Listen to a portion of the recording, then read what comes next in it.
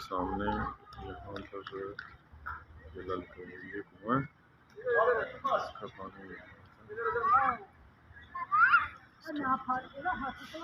इसकी सप्लाई बुजवाहनन के शोहदारी कब्रिस्तान ये दीवार बनाई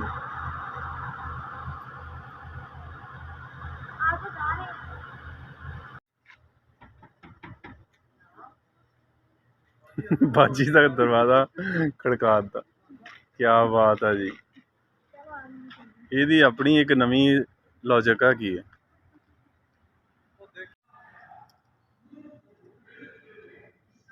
ਬਾਹਰ ਤੁਰਕੀ ਵਾਲੇ ਆ, ਬਾਹਰ ਤੁਰਕੀ ਵਾਲੇ ਲੱਗੇ ਹੋਏ।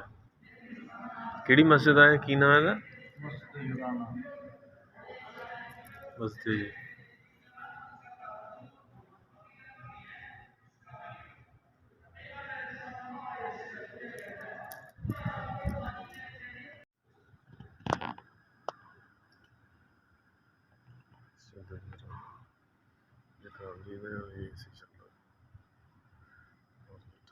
तकरीबन 10 बज गए हैं और ये